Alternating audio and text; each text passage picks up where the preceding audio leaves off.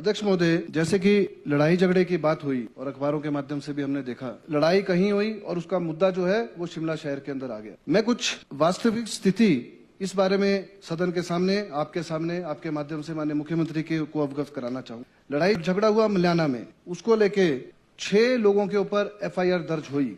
अध्यक्ष महोदय, मैं बताना चाहूंगा, जिसमें से 2 जो हैं वो माइनर थे और सभी के सभी जो है मैं समझता हूँ मुजफ्फरनगर के बाशिंदे। लड़ाई झगड़ा हुआ, पुलिस ने बिल्कुल कार्रवाई करी। मैं धन्यवाद करता हूं पुलिस प्रशासन का, हिमाचल प्रदेश सरकार का, जिन्होंने इमीडिएट एक्शन लेते हुए उनको अरेस्ट किया, उनके ऊपर केस दायर किया।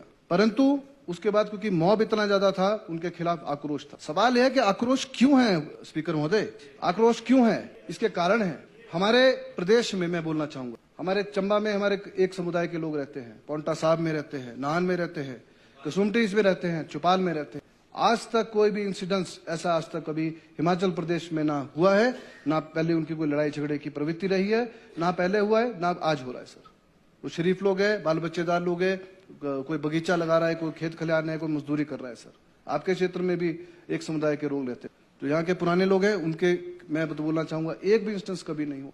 ये कैसी स्थिति उत्पन्न हो रही है प्रदेश में? जो रोज नए लोग आ रहे हैं, जमात वाले आ रहे हैं, कहीं आ रहे हैं, जिनका अता पता ही कोई नहीं। क्या ये रोहिंग्या मुसलमान है? मैं खुद अध्यक्ष महोदय 1-2 जनों को जानता हूं जो बांग्लादेश से आए, उसकी वेरिफिकेशन होनी चाहिए। मैं इस सदन में आपके माध्यम से मुख्यमंत्री महोदय को बोला। अभी इस स्थिति में 190 का उल्लेख किया गया यहाँ पे, 190 लोग हैं जो रजिस्टर्ड है, तो 1900 कैसे हो गए सर?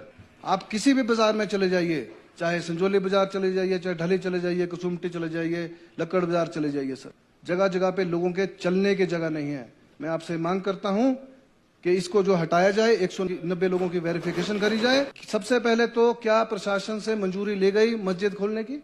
यहाँ एक बार कोई मंदिर खुले तब जो है प्रशासन पहुंच जाता है। कोई भी धार्मिक संस्थान खुले उसके लिए गवर्नमेंट की परमिशन जरूरी होती है। मैं किसी समुदाय के खिलाफ नहीं हूं सर, लेकिन उसकी परमिशन जरूरी है सर। बिना परमिशन के इन्होंने काम शुरू किया। 1950-60 जैसे बोले 2010 में शुरू आया सर, मेरे पास पूरा मैं रिकॉर्ड में यहाँ भी दूंगा सर। उसके बाद अवैध निर्माण किया गया। विवरण जो है वो उस टाइम जो है 110 स्क्वायर मीटर, 2-250 स्क्वायर मीटर, मैंने 2500 स्क्वायर फुट का जो है इलीगल कंस्ट्रक्शन करी गई। उसके बाद 2012 में पुनः सुनवाई हुई सर, उसकी सुनवाई हुई 2012 में दोबारा। उसके बाद भी ये लोग माने नहीं सर, अवैध कंस्ट्रक्शन चलता रहा। हाल ये है सर कि अगर कोई लोकल आदमी यहाँ पे अवैध कंस्ट्रक्शन करता है तो सेम डे जो है ढारा तोड़ जाता है उनका। शर्म की बात है। इसके अतिरिक्त 2000 में सर, पढ़ के भी बता रहा हूँ, इसके अतिरिक्त दिनांक 26/6/2013 को मामले की सुनवाई के प्रतिवादी में मस्जिद को एग्जिस्टिंग प्रपोज्ड प्लान्स को मांगा गया सर, और उसमें त्रुटियां पाई गई हैं और फ्रेश ड्राइंग भी मांगी गई। और हैरानी की बात तो यह है सर, ये इट इज इम्पोर्टेंट के प्रतिनिधि द्वारा, क्योंकि 2010 में केस चल रहा था सर, ये नोट करने वाली बात, 2019 में सर 4 अतिरिक्त मंजिलों का अवैध निर्माण हो चुका था सर। 2010 में जब केस चल रहा था तो 2019 तक 4 मंजिलें कैसे बनी सर? प्रशासन कहां सो रहा था? म्युनिसिपल कॉर्पोरेशन कहां सो रहा था सर? क्यों नहीं उसको तोड़ा गया उस टाइम? फिर भी सुनवाई कर रहे हैं कि आपने अवैध जो है कंस्ट्रक्शन करी गई। इसके साथ सर आज रिपोर्ट भी मेरे सामने आई है, आज के समय में 590.82 स्क्वायर मीटर, मतलब 6357 स्क्वायर फुट सर अवैध बनाया गया, जो बड़ी शर्म की बात है। लोगों को चक्कर मार। और इसके हैरानी वाली बात तो सर ये है, मेरे को हैरानी ये है कि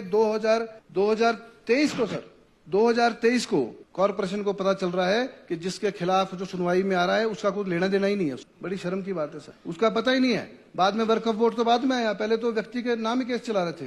क्या कागज नहीं देखे अधिकारियों ने सर? ये मतलब हैरानी वाली बात है सर। 10 साल बाद उनको ध्यान आ रहा है कि जिसके खिलाफ केस है वो तो प्रतिवादी बन ही नहीं सकता sir, he can not respondent बन ही नहीं सकता। उन्होंने वर्क ऑफ बोर्ड को सर उस टाइम जो है वो ट्रांसफर किया गया। एक और हैरानी वाली बात है सर, मैं ये टेबल पे ले करने जा रहा हूं, जमीन जो है, जो उसकी जमीन बताई जा रही है, वो मालिकाना हक जो है हिमाचल प्रदेश सरकार के पास है सर, और उसका सिर्फ कब्जाधारी है। मैं आपके माध्यम से माननीय मुख्यमंत्री जी को भी बोलूंगा, मैं ये रिपोर्ट ले कर रहा हूं कि वो जो है उनका कब्जा जो है उससे वो जो है खत्म करा जाए, और हिमाचल प्रदेश सरकार मालिक है, जो हिमाचल प्रदेश जो सरकार जो है उसका बिल्कुल कब्जा अपने पास ले। ये मैं टेबल पे ले कर रहा हूं सर। कोई भी सर रही धरने देने की बात सर, ये कसुमटी विधानसभा क्षेत्र से आए या चौपाल से आए या कहीं से आए सर, हिंदुस्तान एक फ्री मुल्क है। आजादी ऐसे नहीं हुई सर, आजादी में पूरे देश के लोग जो है शामिल थे, हर प्रदेश के लोग शामिल। तो मैं ये समझता हूं कि कोई भी गलत काम के खिलाफ चाहे वो काउंसलर्स हों, मैं धन्यवादी हूँ काउंसलर्स का जो खड़े होने की जिन्होंने हिम्मत रखी, उन तीनों काउंसलर्स का मैं धन्यवादी हूँ और सभी लोगों का भी धन्यवादी हूँ जो उस आंदोलन में आए। ऐसा नहीं कि मुझे जानकारी नहीं थी, मैं पूर्ण जिम्मेवारी लेता हूँ उस आंदोलन की। मैं आज बोल रहा हूँ सदन में, जिम्मेवारी से बोल रहा हूँ सर मैं। हम और हमारी सरकार सर, हमारी सरकार और हम किसी के खिलाफ नहीं है सर। कोई कास्ट हो, क्रीड हो, रिलीजन हो, वो कौन किस समुदाय से आता, यहाँ हिमाचल प्रदेश में सबका वेलकम है सर। लेकिन मैं माननीय मुख्यमंत्री से भी आपके माध्यम से मैं आग्रह करूंगा, जो कि हमारे को चेक रखने की जरूरत, पहले पता करा जाए कितने लोग जो है सम्मिलित है, प्रशासन से, पुलिस प्रशासन से लिए जाए सर, कितने लोग चिट्टे में सम्मिलित है सर, कितने लोग हैं सर सम्मिलित, ये लिया जाए सर। उसके उनके कहाँ के वो लोग हैं। अगर क्राइम हो रहे हैं, रॉबरी, आज संजौली बाजार में छोड़ो परे, लोर बाजार में, लोर बाजार सुरंग के अंदर औरतों का सर चलना मुश्किल हो गया, ये मैं बोलना चाहूंगा। ऐसे ऐसे कमेंट पास होते हैं, मैं व्यक्तिगत गवाह हूं उस बात का। आज क्राइम हो रहा है, ड्रग्स का क्राइम हो रहा है, चोरियां हो रही हैं सर, वायलेंस हो रहा है सर, लड़ाई झगड़े हो रहे हैं। क्या हमारे लोकल लोगों ने शुरू करा सर वायलेंस? ये भी पता करा जाए। शुरू उन्होंने किया, उसके बाद जो है लोग पुलिस थाने का घेराव भी किया है और उस क्षेत्र का घेराव भी किया है और धरना प्रदर्शन भी किया। डोमेस्टिक वायलेंस सर, ये भी, इसको भी कंसिडरेशन में रखा जाए। मैं मुख्यमंत्री महोदय से भी डिमांड करता हूं सर, प्रॉपर वेरिफिकेशन होनी चाहिए कोई भी प्रदेश में आदमी जो काम करने वाला आएगा। और प्रदेश जो है वो हिमाचलियों के लिए सर क्या करते हैं सर, पहले आएंगे, बैठेंगे, फिर तहबाजारी का लाइसेंस ले लेंगे, बाद में कोर्ट में जाएंगे कि तहबाजारी को उठा नहीं सकते सर। 190 का पूरा डाटा बहुत बढ़िया लेके आए हैं सर। ये केवल मात्र हिमाचली बोनाफाइड होना चाहिए, वही तहबाजारी हो सकता है सर। ये कानून आना चाहिए, पॉलिसी जो है वो फ्रेम होनी चाहिए सर।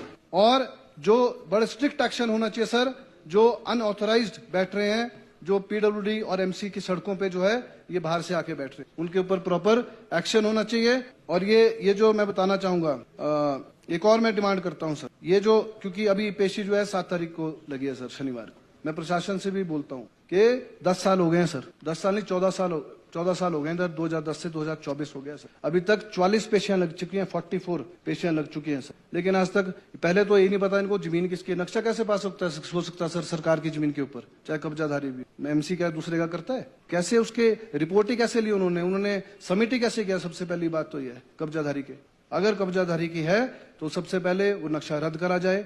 जो अवैध 4 मंजिल बनी है सर, इमीडिएटली एक्शन हो उसके ऊपर, क्योंकि 44 पेशियों में ऐसा नहीं है सर कि 44 पेशियों में 44 पेशियां लग गई हैं सर, 44 पेशियों में कोई फैसला ना हो पाए, ये तो टालने वाली बात है, मैं समझता। इसके बाद उत्तर भी दिया गया सर, मस्जिद का उत्तर भी दिया है, क्योंकि शौचालय का ये तब भी नहीं मान रहे सर। ये तो प्रोक्लेम्ड ऑफेंडर जिसको बोलते हैं, इनको आदत है ऑफेंड करने की, मतलब गैर कानूनी काम करने की आदत है सर। 2010 से लेकर पहले 1 मंजिल बनाई, 2 मंजिल बनाई, फिर 5 मंजिल बन गई है सर, ठीक है। और अभी भी जो सर ये बाथरूम बनाए, और मैं धन्यवादी हूँ जनार्था जी का, जिन्होंने वहां खड़े होके वो शौचालय तोड़ाए सर। ये भी बात है 2024 में सर, 2024 जून में ये टूटे हैं। ये मेरे पास रिपोर्ट है सर, मैं ऐसे नहीं बोल रहा हूँ सर, ऑन रिकॉर्ड बात कर रहा हूँ, मैं बड़ी जिम्मेवारी से बात कर। मेरा आपसे यही अनुरोध है सर, इमीडिएटली इस बिल्डिंग को जो है ध्यान में रखते हुए अवैध जो घोषित करी गई है, क्योंकि मुझे बोला गया कोर्ट में जाएंगे, तो ठीक है, एक कोर्ट से फैसला है, जाए जहाँ जाना है, हाई कोर्ट में जाना, हाई कोर्ट वाले देखेंगे किसकी जमीन है, वो फैसला देंगे। यहाँ क्यों टाल मटोल हो रही है?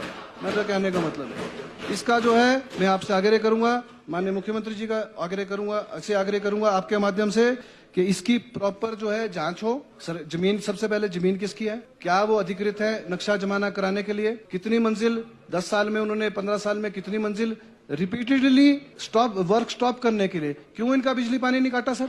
जब कानून है, दूसरों को तो फटाफट जो है बिजली पानी काटने के ऑर्डर कर देते हैं, इनको क्यों नहीं करे आज तक? ये मिली भगत भी है सर, ये मैं बता रहा हूँ आप। इसको जो है इमीडिएटली एक्शन होना चाहिए, जैसे, क्योंकि ये इलीगल है, ये पेपर्स में भी रिपोर्ट में है। और आखिरी में बोलना चाहूंगा सर, आपकी अनुमति से, हम जितने भी हैं सर यहाँ बैठे हैं, हम जो है हिमाचल के हक के लिए, हिमाचल के लोगों की आवाज उठाने के लिए हम लोग प्रतिबद्ध हैं, हमारा कर्तव्य है, और मेरा तो धर्म भी है। धन्यवाद, आपने मुझे बोलने का मौका दिया।